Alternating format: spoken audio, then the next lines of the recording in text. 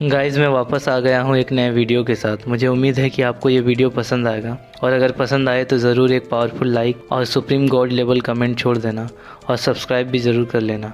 तो बिना time waste किए आराम से बैठ जाओ और शुरू करते हैं।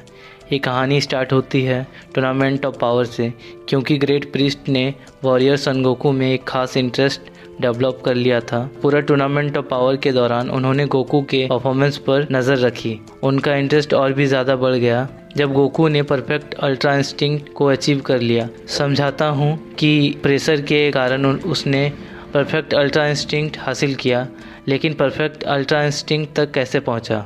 कुछ देर के बाद गोकू ने वो पावरफुल स्टेट खो दिया, क्योंकि उसका जिस्म उस पावर को पूरा एसिमुलेट नहीं कर पा रहा था जो उसके पूरे बॉडी से निकल रही थी। आखिर में लास्ट 3 वॉरियर्स ने अपने पावर्स मिलाकर जेरिन को हरा दिया, लेकिन इसके लिए फ्रीजा और गोकू ने अपना पार्टिसिपेशन को सेक्रीफाई कर दिया। इस तरह एंड्रॉयड 17 ने टूर्नामेंट जीत लिया। धीन ने पावरफुल गॉड जामा को बुलाया और जीतने वाले पार्टिसिपेंट की इच्छा पूछी, तो एंड्रॉयड ने ये इच्छा मांगी कि सब यूनिवर्स को रिस्टोर किया जाए जो किंग ऑफ एवरीथिंग के हाथ से एलिमिनेट हुई थी। लेकिन ये इच्छा दूसरी तरफ से काउंटर प्रोडक्टिव साबित हुई, क्योंकि एलिमिनेट फ्यूचर ऑफ ट्रंक्स में जवानसू भी जिंदा हो गया था और करंट टाइमलाइन में भी 6 डिस्ट्रॉयड यूनिवर्सेस वापस आ गए थे अपने अपने गॉड्स के साथ। सारे वॉरियर्स अपने अपने यूनिवर्स में वापस चले गए, लेकिन यूनिवर्स 7 के निकलने से पहले दोनों जेनोसामा ने गोकू पर जंप मार दिया, क्योंकि दोनों अपने बेस्ट फ्रेंड और उसकी नई पावर को देखकर बहुत खुश थे। मैं तुम्हारी तारीफों के लिए शुक्रिया अदा करता हूँ, गोकू ने कहा, लेकिन जेरिन कोई कमजोर वॉरियर नहीं था। हम सबको अपने पावर्स मिलाकर उसे हराना पड़ेगा। मिस्टर गोकू, तुम्हें कुछ दिन दिया जा रहा है ताकि तुम अपने फैमिली के साथ वक्त बिता सको, और हमारे पास तुम्हारे लिए एक बड़ी प्रपोजल है। ठीक है दासाकी, गोकू ने जवाब दिया, मैं प्लैनेट अर्थ पर तुम्हारा इंतजार करूंगा। यूनिवर्स 7 के साथ लोग वापस अर्थ के लिए निकल गए। सारे वॉरियर्स और डिटीज ने मिलकर एक ग्रैंड बैंक्वेट का मजा लेना शुरू किया। इसी बीच गोकू और वेजिटा ने भी एक इंटेंस कॉम्बैट स्टार्ट किया, इस नियत से कि गोकू दोबारा अल्ट्रा इंस्टिंक्ट को एक्टिवेट कर सके। कैकरॉट, अल्ट्रा इंस्टिंक्ट एक्टिवेट करो, मैं तुम्हें हराना चाहता हूँ जब तुम अपनी पूरी पावर्स यूज कर रहे हो, वेजिटा ने कहा। गोकू बोला, मैं इसे अपनी मर्जी से एक्टिवेट नहीं कर सकता, लेकिन अगर तुम मुझे मुश्किल में डाल पाए तो शायद मैं इसे फिर से एक्टिवेट कर सकूंगा। दोनों सैयन अपने बड़े बैटल में लग गए, लेकिन तभी वीरस थोड़ा एनॉयड होकर उनके बीच आ गया और दोनों को कुछ पंचेस मारते हुए उन्हें पहाड़ों से टकरा दिया। तुम लोगों ने टूर्नामेंट में अभी अभी लड़ाई की है, यहाँ धूल उड़ाना बंद करो और आकर खाना खाओ, वरना मैं तुम्हारा सारा खाना खत्म कर दूंगा, वीरस ने कहा। दोनों सैयन वापस बुल्मा के घर चले गए, जहाँ सब लोग मौजूद थे। लगभग 5 दिन बाद गोकू पहाड़ों में ध्यान में बैठा हुआ था, अल्ट्रा इंस्टिंक्ट को एक्टिवेट करने की कोशिश करते हुए,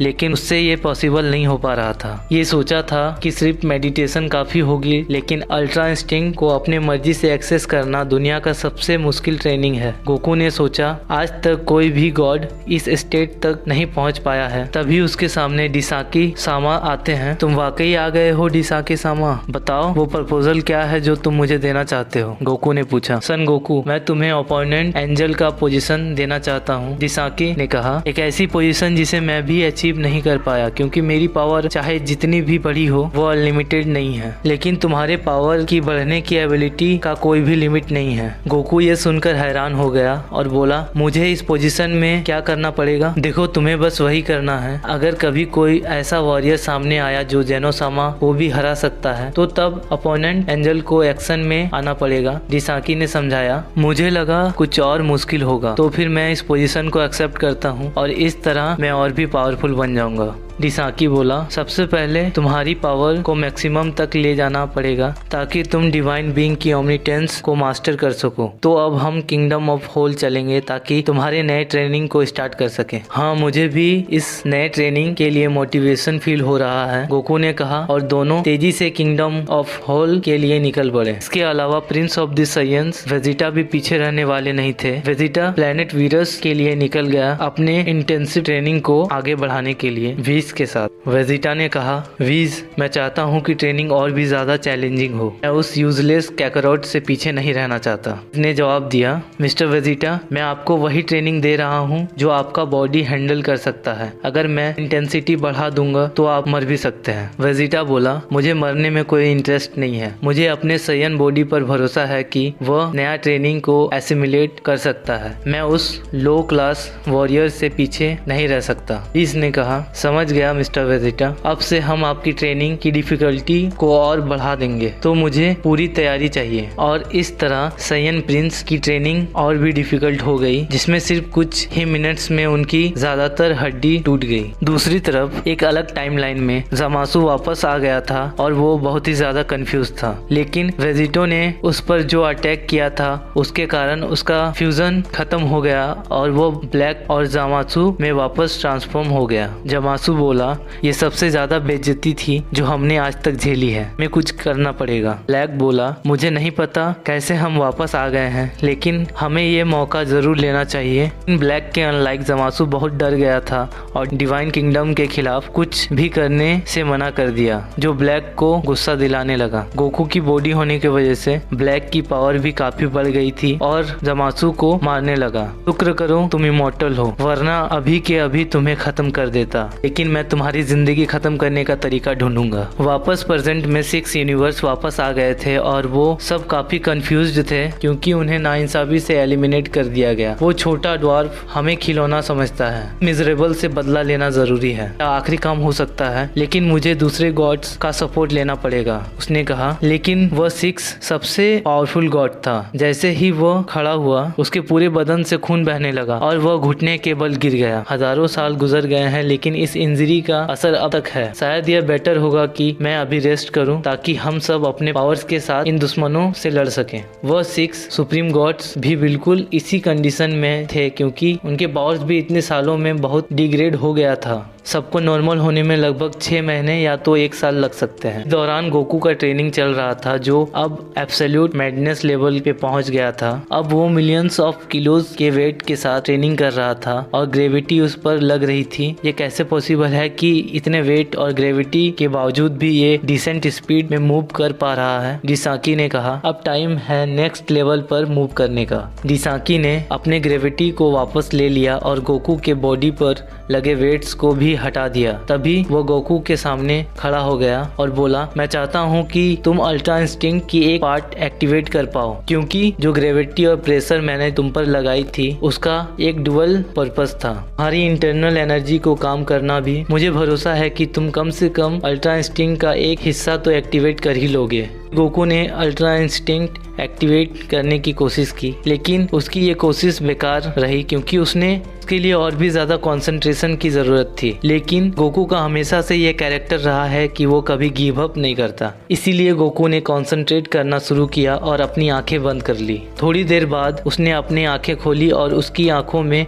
वो सिल्वर कलर दिखाई दी। लेकिन बहुत इंटेंस ट्रेनिंग के बावजूद वह सिर्फ इम्परफेक्ट अल्ट्रा इंस्टिंक्ट तक ही पहुंच पाया। उसी वक्त गोकू ने डिसाकी के पास जाते हुए कहा, मास्टर, मैंने कभी आपके साथ फाइट नहीं की है। ये कहा जा सकता है कि आप सभी यूनिवर्स के टॉप 5 वॉरियर्स में से एक हैं और मैं अपनी स्ट्रेंथ आपके अगेंस्ट मेजर करना चाहता हूँ। डिसाकी ने कहा, मुझे अच्छा लगता है कि तुम बड़ी सोच रखते हो, लेकिन मुझे लगता है कि तुम्हारे लिए ये कुछ मुश्किल होगा। फिर भी मैं तुम्हारे साथ फाइट जरूर करूंगा। मुझे उम्मीद है कि तुम तैयार हो। गोकू ने अपने सीरियस लुक के साथ डिसाके पर अटैक किया, जो इस बात पर थोड़ा सरप्राइज्ड था क्योंकि अल्ट्रा इंस्टिंक्ट को 100% मास्टर ना कर पाने के बावजूद भी गोकू की स्पीड और पावर ओवरवेलमिंग थी। मुझे यकीन नहीं हो रहा है कि ये सिर्फ अल्ट्रा इंस्टिंक्ट का एक पार्ट है, क्योंकि जो पावर ये रिलीज कर रहा है वो बहुत ही ज्यादा अमेजिंग है और अदर वर्ल्डली लग रहा है। तभी गोकू और डिसाकी के बीच पंचेस का एक्सचेंज शुरू हो गया और जैसे जैसे बैटल बढ़ रही थी गोकू की पावर भी इंक्रीज होती जा रही थी।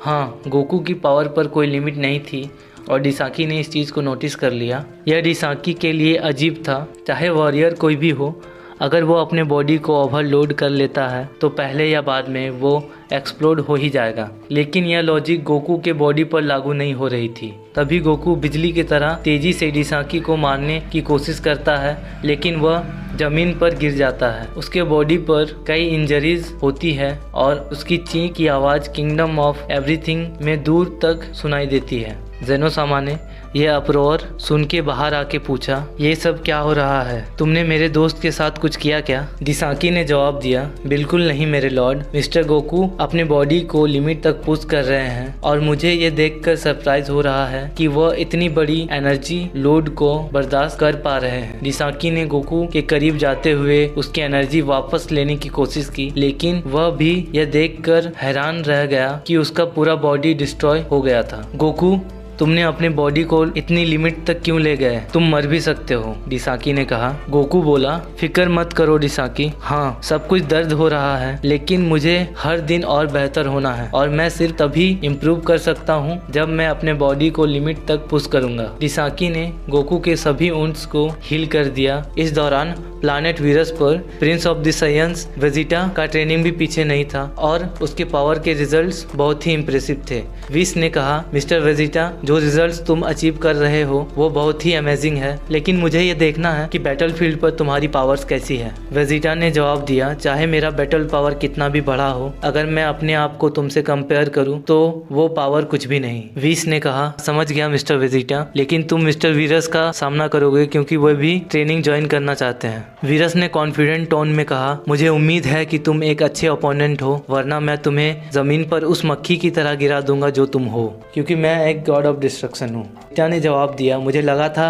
कि मैं वीस के साथ फाइट करूंगा, लेकिन मुझे पूरा भरोसा है कि मैं तुम्हें हरा सकता हूँ वीरस। वीरस हंसकर बोला, वेजिटा, ये तुम्हारे लिए नामुमकिन है, लेकिन तुम चेक कर सकते हो, अटैक कर लो। प्रिंस ऑफ द साइयन ने सुपर साइयन ब्लू मोड एक्सेस किया, जिनमें उसका पावर और भी ज्यादा शानदार लग रहा था। एक तेजी से चमकने वाली रोशनी सब जगह भर गई। वीरस अपने कॉन्फिडेंस के बावजूद भी वेजिटा के एक पावरफुल ब्लो को डॉच नहीं कर सका। वेजिटा के एक सिंपल हिट से डस्ट उठी और वीरस उस ब्लो से रिकवर करता हुआ हैरान हो गया कि उसके पूरे बॉडी से खून निकल रहा था। वीरस गुस्से में बोला, मैं तुम्हें तुम्हारी जिंदगी का सबसे बड़ा ह्यूमिलिएशन दूंगा, तुम बेकार के वॉर्म। तभी वीरस ने अपनी पावर का 90% रिलीज कर दिया, जिससे पूरा यूनिवर्स 7 कांप उठा, क्योंकि उसने अपना लगभग सारा पावर छोड़ दिया था। वेजिटा ने उस प्रेशर को दूर से देखा और बिना डरे कहा, मेरे लिए ये बहुत बड़ी इज्जत की बात है कि मैं अपने यूनिवर्स के गॉड ऑफ डिस्ट्रक्शन के साथ एक इक्वल फाइट कर रहा हूँ, तो अटैक करो वीरस। गॉड वीरस ने अपने पावर को ओवरफ्लो किया और दोनों ने अपने महायुद्ध का आगाज किया, जिसमें एक क्लियर विनर नहीं दिखाई दे रहा था, क्योंकि दोनों ने एक दूसरे पर जबरदस्त पंचेस लगाए। इसी वक्त फ्यूचर में ब्लैक ने रिवेंज के लिए प्लान बनाने लगा। मैं ये बेइज्जती बर्दाश्त नहीं करने वाला, मैं तुम सबको खत्म कर दूंगा। ब्लैक ने अपने पावर को रिलीज कर दिया और आसपास के सारे जिंदगी को बर्बाद कर दिया। इधर दोनों वॉरियर्स का फाइट काफी इवेंटली चल रहा था, लेकिन तभी वीरस ने थोड़ा एनॉयड होकर अपना 100% पावर रिलीज कर दिया और बैटल में लीड लेना शुरू कर दिया। विस ने कहा, शायद यह बैटल मिस्टर वीरस के फेवर में है, क्योंकि मिस्टर वेजिटा के एक्सीलेंट रिजल्ट के बावजूद वो कभी भी मिस्टर वीरस के पावर के बराबर नहीं हो सकता। वेजिटा ने वीरस के ब्लो का सामना किया, लेकिन वह कुछ भी नहीं कर पाया और वीरस ने एक बड़ी हिट के साथ सब जगह डिस्ट्रक्शन फैला दिया। वीरस ने कहा, बेहतर होगा कि तुम गिव अप कर दो, तुम्हारे पास मुझसे लड़ने का दम नहीं है। वेजिटा ने जवाब दिया, मैं गिव अप नहीं करने वाला, मेरे पास तुम्हें हराने की पावर है और मैं पीछे नहीं हटूंगा। वीरस ने लाइटिंग की तरफ तेजी से मूव किया और वेजिटा को लगभग बेहोश कर दिया। वेजिटा जमीन पर गिर गया और अपनी बेस स्टेट में आ गया बिना किसी एनर्जी के। वीरस ने गुस्से में एक छोटी एनर्जी स्पेयर उसके तरफ फेंकी और कहा, ये एनर्जी तुम्हें मार देगी नहीं, लेकिन तुम्हें ये जरूर सिखा देगी कि कभी कभी अपना सर झुकाकर सरेंडर करना बेहतर होता है। वेजिटा, जो इस समय अपनी पूरी जिंदगी का सोच रहा था, उस एनर्जी को रिपेल करने की कोशिश कर रहा है, लेकिन वह इसमें फेल हो जाता है। लेकिन सबके सरप्राइज के लिए वेजिटा ने वह एनर्जी अब्जॉर्ब कर लिया और उसका ऑरा एक डिस्ट्रक्टिव और हॉस्टाइल फॉर्म में बदल गया, जिससे वो प्रेशर हर तरफ फील होने लगा। वेजिटा ने एक जबरदस्त चीख के साथ एक नए ट्रांसफॉर्म में इंटर किया, जो विस को सरप्राइज कर दिया। विस ने कहा, यह बहुत ही अमेजिंग है, शायद मिस्टर वेजिटा अल्ट्रा ईगो में पहुंच गए हैं, लेकिन मुझे समझ नहीं आ रहा है कि उन्होंने ये अचीव कैसे किया। शायद मिस्टर वीरस उनके लिए एक ट्रिगर थे। इधर वीरस भी इस चीज़ से हैरान था, लेकिन वह मूव नहीं कर सका क्योंकि वेजिटा के प्रेशर ने उसे कम्प्लीटली पैरालाइज कर दिया। उस वक्त साइंस का प्रिंस वेजिटा वीरस के पास बढ़ने लगा और साथ ही साथ पूरी प्लेनेट डिस्ट्रॉय होने लगी उस पावर से जो वेजिटा के बॉडी से रिलीज हो रही थी। इसी वक्त किंगडम ऑफ एवरीथिंग में गोकू ने अपनी एनर्जी को पूरा रिकवर कर लिया और ट्रेनिंग शुरू कर दिया, जिससे डिसाकी भी थोड़ा अमेज में आ गया गोकू के एंथुसियाज्म को देखकर जो वो अपने हर वर्कआउट में दिखा रहा था। ये मेरे लिए बहुत ही अनयूजुअल है क्योंकि कोई भी वॉरियर्स अपने एंथुसियाज्म पूरी ट्रेनिंग के दौरान मेंटेन नहीं कर सकता। सच में सन गोकू एक बहुत ही अजीब वॉरियर है। गोकू ने कहा, डिसाकी, इस ट्रेनिंग के कंप्लीट होने के बाद मैं फिर से अल्ट्रा इंस्टिंक्ट एक्सेस करना चाहता हूँ क्योंकि मुझे लगता है कि मैं अब इस स्टेट को समझने लगा हूँ। डिसाकी ने जवाब दिया, ठीक है मिस्टर गोकू, लेकिन मुझे लगता है कि सिर्फ ये सिंपल ट्रेनिंग काफ़ी नहीं है इस स्टेट को मास्टर करने के लिए। ये कहकर उसने सिर्फ अपने मन में सोचा क्योंकि वो गोकू का हौसला कम नहीं करना चाहता था। बैटलफील्ड पर वापस लौटने पर वीरस के अपने पूरे पावर को यूज़ करने के बावजूद भी वेजिटा पर कोई असर नहीं किया। वीरस के गुस्से के बावजूद वेजिटा के पावर का ज़्यादा होना उसके लिए एक शौक था। इस दफ़ा वेजिटा ने वीरस को ऐसे ज़मीन पर गिरा दिया जैसे वो एक आम कीड़ा मकोड़ा हो। वेजिटा ने कहा, मिस्टर वीरस, तुम्हें हार मान लेनी चाहिए क्योंकि कभी कभी बेहतर होता है तब सरेंडर करना जब सामने वाला वॉरियर तुमसे ज़्यादा ताकतवर हो। यह बात सुनकर वीरस को और भी ज़्यादा गुस्सा आ गया और वो वापस उठकर वेजिटा पर अटैक करने लगा, लेकिन वीस के सरप्राइज के लिए वेजिटा ने एक पुराने एक्सपीरियंस्ड वॉरियर की तरह वीरस के सर के पीछे एक जोर सा ब्लो मारा जिससे वीरस बेहोश हो गया। वेजिटा ने वीरस को अपने कंधे पर उठाकर वीस की तरफ जाते हुए कहा, इस पावर के बारे में क्या सोचते हो वीस? तुम्हें लगता है कि मैं हर दिन और भी इम्प्रूव कर सकता हूँ? वीस हैरान था और बोला, मिस्टर वेजिटा, ये पावर सच में ज़बरदस्त है जो मुश्किल से किसी वॉरियर ने कभी अचीव की हो, और मिस्टर वीरस को हराना एक ऐसा डिफीट है जो किसी वॉरियर ने कभी अचीव नहीं किया। वेजिटा ने मुस्कुराते हुए कहा, जैसा मैंने तुम्हें कहा था वीस, सायन के पास कोई लिमिट नहीं है, चाहे हमारा ओपोनेंट कोई भी हो। मिस्टर गोकू को एक बड़ी सरप्राइज मिलेगी जब वो ये देखेंगे कि अल्ट्रा ईगो अल्ट्रा इंस्टिंक्ट के सामने भी नहीं रुकता। ये सब और भी इंटरेस्टिंग हो रहा है और मैं और भी पावरफुल होना चाहता हूँ। इसी वक्त फ्यूचर में ब्लैक भी अपने रिवेंज के लिए ट्रेनिंग में लग गया। गोकू के बॉडी के कारण उसका पावर बढ़ने लगा और उसने अपने एनर्जी को डिस्ट्रक्शन मोड में भी यूज़ करना शुरू कर दिया।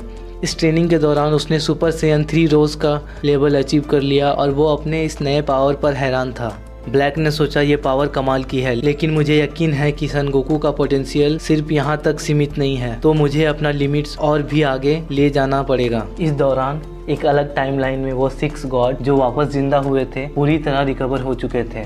इनमें से पहला जो अपनी आंखें खोला वो था बेस्टर, जो किलर गॉड के नाम से जाना जाता था क्योंकि वो अपने सामने आने वाले हर वॉरियर को डिस्ट्रॉय कर देता था। बास्टर ने कहा, आखिरकार हमें वापस आए हुए कई मिलियन साल हुए हैं और अब हम पूरी तरह से रिकवर हो चुके हैं। अब मेरा पहला काम होगा वीरस और उसके एंजल की ज़िंदगी ख़त्म करना क्योंकि ये सिर्फ बेकार हैं। ये पावरफुल गॉड बहुत तेज़ी से हर यूनिवर्स में मूव करता हुआ यूनिवर्स 7 में पहुंचता है जहां वीरस अभी अभी होश में आ रहा था।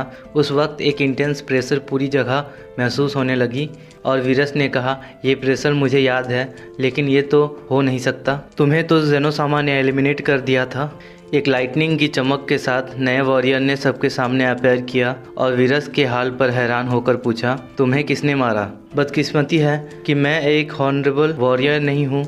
मुझे मिलियन साल के बाद वापस आने का मौका मिला है और मैं तुम्हें ख़त्म करना चाहता हूँ। इसी वक्त बैटलफील्ड पर वेजिटा का भी शानदार प्रेशर महसूस होने लगा। वेजिटा ने कहा, मैं तुम्हें मिस्टर वीरस की ज़िंदगी ख़त्म नहीं करने दूंगा क्योंकि हम अभी सिर्फ ट्रेनिंग कर रहे हैं, लेकिन मैं तुम्हें उसके इंजर्ड होने का फ़ायदा नहीं उठाने दूंगा। वेजिटा गुस्से में बोला और उस नए वॉरियर ने जवाब दिया, तुम्हारी ये बातें मुझे नहीं रोक सकती, आज सब मरेंगे।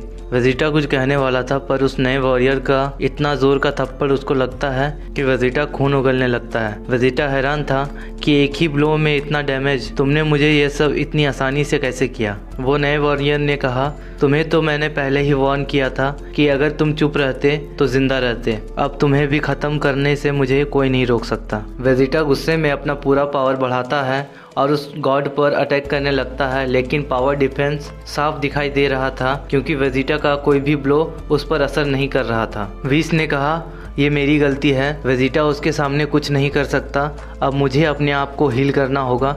और हम दोनों को उससे मिलकर लड़ना होगा। विस अपने स्टाफ से वीरस की सारी इंजरीज को हील कर देता है और वीरस अपने पूरे पावर के साथ वापस बैटल ज्वाइन कर लेता है। लेकिन नए वॉरियर ने एक बड़ी एक्सप्लोजन के साथ अपना पूरा पावर बढ़ाया और वीरस और वेजिटा दोनों पर असर डाला, जिससे दोनों बुरी हालत में ज़मीन पर गिर गए। तब वो नया वॉरियर अपने हाथ में अपना पावर चैनल करते हुए बोला, इंसेक्ट्स हमेशा इंसेक्ट्स ही रहेंगे और ये सब अब कचरे में ही मरेंगे। लेकिन तब विस उसके अटैक को डिफ्लेक्ट करते हुए वीरस और वेजिटा को बचाता है। विस और नए वॉरियर के बीच एक नया बैटल शुरू होता है। इस नए गॉड की ताकत ने विस को हैरान कर दिया, क्योंकि वह हर ब्लो के साथ और भी ज्यादा पावरफुल हो रहा था। आखिर एक पॉइंट पर वो विस पर भारी पड़ गया और उसको प्लानेट के सरफेस पर मारकर गिरा दिया। विस ने अपने आप को संभालते हुए कहा, ये गॉड बहुत पावरफुल है, लेकिन मैं हार नहीं मानूंगा। दूसरी तरफ गोकू ने अल्ट्रा इंस्टिंक्ट को इतना मास्टर कर लिया कि वह उस स्टेट में अपनी मर्जी के एंटर कर सकता था। उसने कहा, मैं अल्ट्रा इंस्टिंक्ट को अपना बेस स्टेट बनाना चाहता हूँ ताकि मैं ज़्यादा एनर्जी लोड संभाल सकूँ। अब वो अल्ट्रा इंस्टिंक्ट में अपनी ट्रेनिंग में लग गया था और एक नई चीज जो उसने अचीव की थी वो थी पावर परसेप्शन में वो डिसाके से भी आगे बढ़ गया था। गोकू को महसूस हुआ कि विस, वेजिटा और वीरस की पावर कमजोर हो रही थी और वो यूनिवर्स 7 में जाने का फैसला लेता है।